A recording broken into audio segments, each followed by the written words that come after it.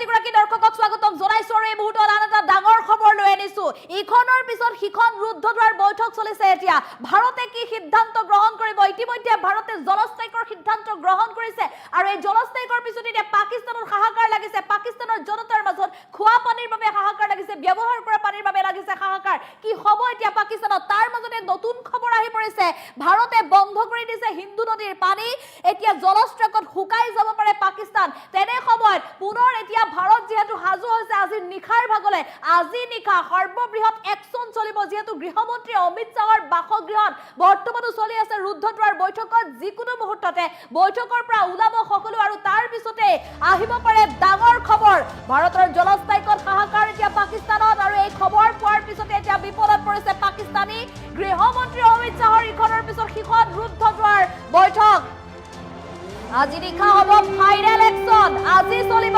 সৰ্ববৃহৎ আক্ৰমণ পাকিস্তানত বন্ধ কৰি দিয়া হৈছে হিন্দু নদীৰ পানী হাহাকাৰ লাগিছে এতিয়া পাকিস্তানত শুকাই গৈছে এতিয়া পাকিস্তান মৰুভূমি সদৃশ পৰিৱেশ ঘেৰি ধৰা হৈছে জম্মু কাশ্মীৰত এতিয়া ভাৰতীয় সেনাৰ বিশাল বাহিনী জলস্থল আকাশ সকলো প্ৰান্তৰ পৰা যুদ্ধ প্লেন ইতিমধ্যে সাজু কৰি ৰাখিছে ভাৰতৰ জলস্ট্ৰাইকৰ পিছতে হাহাকাৰ লাগিছে পাকিস্তানত পাকিস্তানে ভাবিছিল ভাৰতে আক্ৰমণ নকৰে ভাৰত এনেধৰণে মৌন থাকিব বুলি ভাবিছিল পাকিস্তানে কিন্তু ভাৰত মৌন নাথাকে দুবাৰ ক্ষমা কৰিলে পাকিস্তানত তৃতীয়বাৰলৈ কেতিয়াও সেই ভুল নকৰে ভাৰতে প্ৰত্যুত্তৰ দিব এবাৰ ভাৰতে তৃতীয়বাৰলৈ পাকিস্তানক যে ক্ষমা নকৰে সেই কথা ইতিমধ্যে স্পষ্টভাৱে বুজাই দিয়া হৈছে প্ৰথমতে সিন্ধু জলশক্তি এই চুক্তি বন্ধ কৰি জল ষ্ট্ৰাইক কৰিছে আৰু এই জল ষ্ট্ৰাইকৰ পিছতে এতিয়া হাহাকাৰ লাগিছে পাকিস্তানত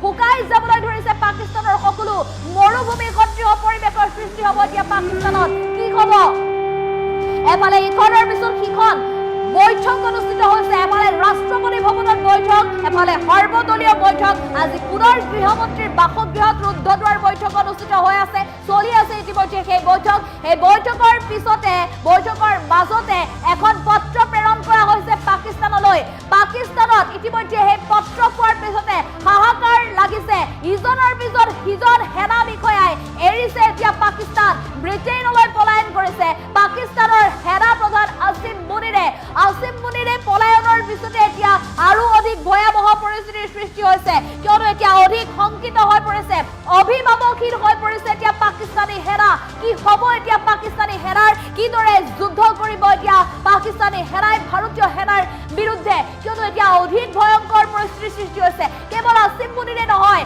আৰু অধিকাংশ সেনা বিষয়ে এতিয়া ত্যাগ কৰিবলৈ ওলাইছে পাকিস্তান বিমানেৰে এতিয়া পলায়ন কৰিছে ব্ৰিটেইনলৈ জানিব পৰা গৈছে বহুকেইটা সেনা প্ৰধানৰ সেনা বিষয়াৰ পৰিয়ালে ইতিমধ্যে পাকিস্তান ত্যাগ কৰা বুলি জানিব পৰা গৈছে কিন্তু প্ৰথমে পাকিস্তান এৰি পলায়ন কৰিছিল ব্যক্তিগত বিমানেৰে আসিম মুনিৰে আৰু আসিম মুনিৰ পলায়নৰ পিছতে এতিয়া আৰু অধিক ভয়ংকৰ পৰিস্থিতিৰ সৃষ্টি হৈছে পাকিস্তানৰ এতিয়া সেনা এক প্ৰকাৰ অভিভাৱকহীন হৈ পৰিছে যিকোনো মুহূৰ্ততে হয়তো আত্মসমৰ্পণ কৰিবলগীয়া হ'ব পাৰে ভাৰতীয় সেনাৰ সন্মুখত পাকিস্তানী সেনাই এয়া ডাঙৰ খবৰ আহি পৰিছে ইটোৰ পিছত সিটো বিপদৰ সন্মুখীন হৈছে এফালে জলস্ট্ৰাইকৰ বাবে শুকাই গৈছে এতিয়া পাকিস্তানত মৰুভূমি সদৃশ পৰিৱেশৰ সৃষ্টি হ'বলৈ গৈ আছে ভাৰতৰ জলস্ট্ৰাইকত হাহাকাৰ পৰিস্থিতি এতিয়া পাকিস্তানত আজি নিশা হ'ব পাৰে ফাইনেল একচন ৰুদ্ধদ্বাৰ বৈঠক ইতিমধ্যে চলি আছে গৃহমন্ত্ৰী অমিত শাহৰ বাসগৃহত সেই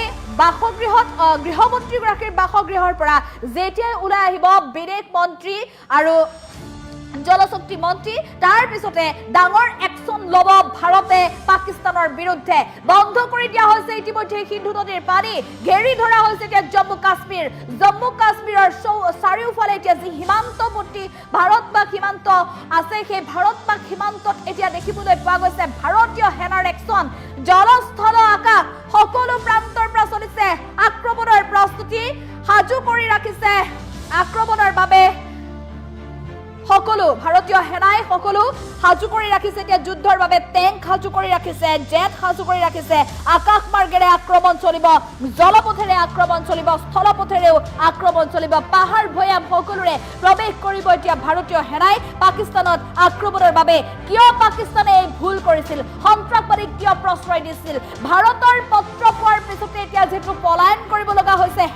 প্ৰধানে পাকিস্তানী সেনাই জানিছিল যে পূৰ্বতেও যেহেতু ভাৰতৰ হাতত পৰাস্ত হ'ব লগা হৈছিল পাকিস্তানী সেনা, গতিকে তেনে অৱস্থাত পাকিস্তানী সেনাই জানিছিল যে ভাৰতে যদি আক্ৰমণ কৰে, ভাৰতে যদি উভতি ধৰে পাকিস্তানক, তেনেহলে কিন্তু পাকিস্তানৰ পৰাজয় নিশ্চিত।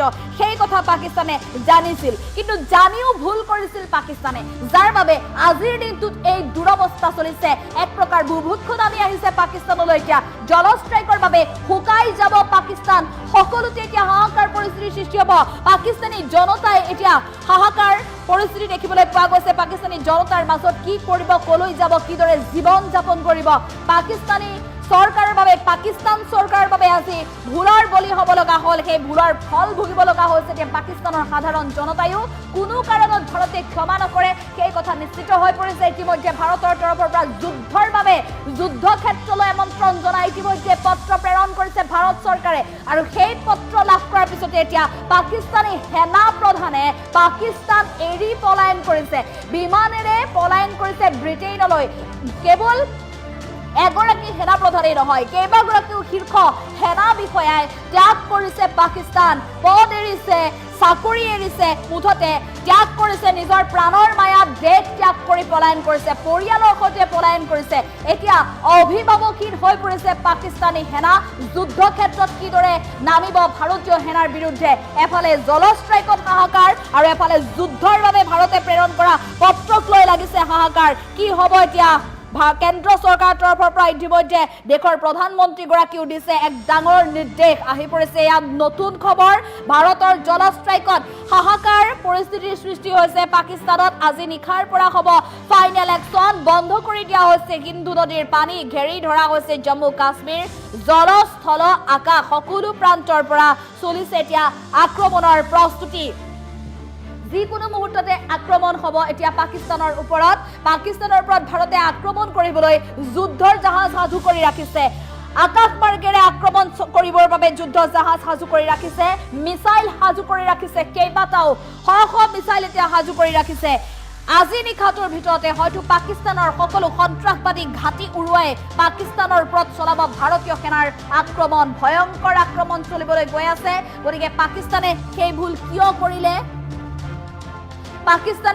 কিয় কৰিলে, তাক লৈ এতিয়া অনুশোচনাত ভুগিছে। প্ৰথম অৱস্থাত যেহেতু পাকিস্তানে উল্লেখ কৰিছিল যে সন্ত্ৰাসবাদীক নিৰ্দেশ দিয়া নাছিল আক্ৰমণৰ বাবে বা ভাৰতক আক্ৰমণৰ বাবে নিৰ্দেশ দিয়া হোৱা নাছিল, কিন্তু অৱশেষত পোহৰলৈ আহিছিল যে এগৰাকী পাকিস্তানী সেনা প্ৰধানৰ নেতৃত্বতে সংঘটিত হৈছিল এই ভয়ংকৰ কাণ্ড।